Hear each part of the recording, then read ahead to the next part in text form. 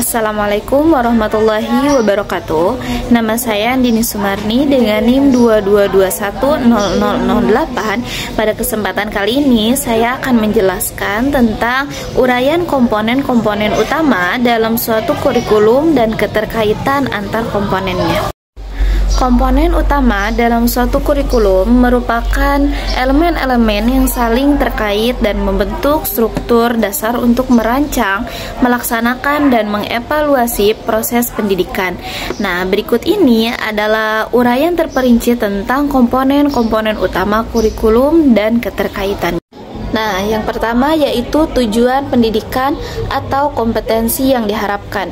Tujuan pendidikan merupakan arah dan sasaran akhir yang ingin dicapai dalam proses pembelajaran. Tujuan ini biasanya diturunkan dari tujuan nasional pendidikan, lalu dijabarkan menjadi beberapa hal. Yang pertama yaitu kompetensi inti, yaitu kemampuan umum yang harus dimiliki peserta didik. Yang kedua yaitu kompetensi dasar, yaitu penjabaran lebih rinci dari kompetensi inti sesuai dengan jenjang dan mata pelajaran. Nah, peran tujuan pendidikan ini yaitu menjadi landasan dalam merancang isi, strategi pembelajaran, dan juga evaluasi. Yang kedua yaitu isi atau materi pembelajaran. Isi kurikulum adalah semua bentuk pengetahuan, keterampilan, nilai, dan sikap yang diberikan kepada peserta didik. Berikutnya ada unsur isi. Yang pertama yaitu fakta, yaitu informasi nyata yang bersikap konkret. Yang kedua yaitu konsep, yaitu gagasan abstrak yang mewakili kategori. Yang ketiga prinsip, yaitu hubungan antar dua konsep atau lebih. Yang keempat yaitu prosedur, adalah langkah-langkah sistematis untuk melakukan sesuatu. Nah, selanjutnya ada prinsip penyusunan. Yang pertama yaitu relevan dengan tujuan. Yang kedua disesuaikan dengan tingkat perkembangan peserta didik. Yang ketiga memuat aspek kognitif, afektif, dan psikomotor. Nah, yang selanjutnya yaitu ada proses pembelajaran.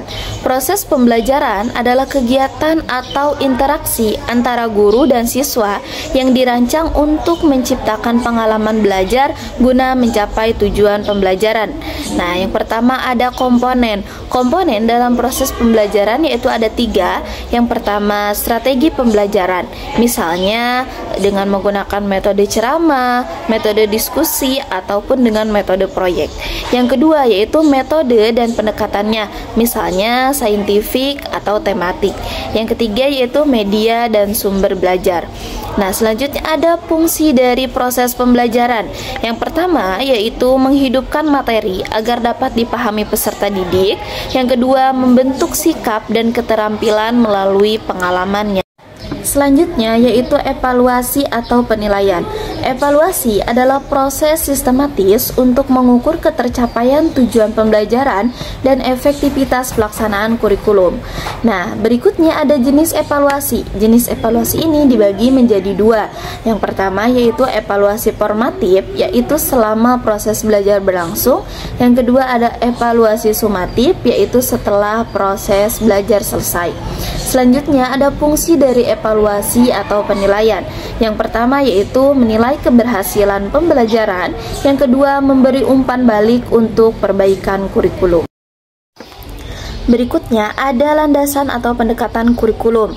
Landasan atau pendekatan kurikulum merupakan dasar filosofis, psikologis, sosiologi, dan ilmiah yang digunakan dalam menyusun kurikulum. Berikutnya ada macam-macam landasan. Yang pertama yaitu filosofis, adalah pandangan hidup bangsa, misalnya yaitu Pancasila. Yang kedua psikologis, yaitu teori perkembangan dan belajar, misalnya Piaget. Dan yang ketiga yaitu sosiologis, nah yaitu kebutuhan masyarakat dan tuntutan zaman. Dan yang terakhir yaitu ilmiah, yaitu kemajuan ilmu dan juga teknologi. Berikutnya yaitu keterkaitan antar komponen. Suatu komponen kurikulum saling berhubungan dan membentuk suatu sistem terpadu. Yang pertama yaitu tujuan pendidikan menentukan materi yang harus diajarkan. Yang kedua yaitu materi pembelajaran menentukan strategi atau metode pembelajaran. Yang ketiga, strategi pembelajaran membentuk pengalaman belajar siswa.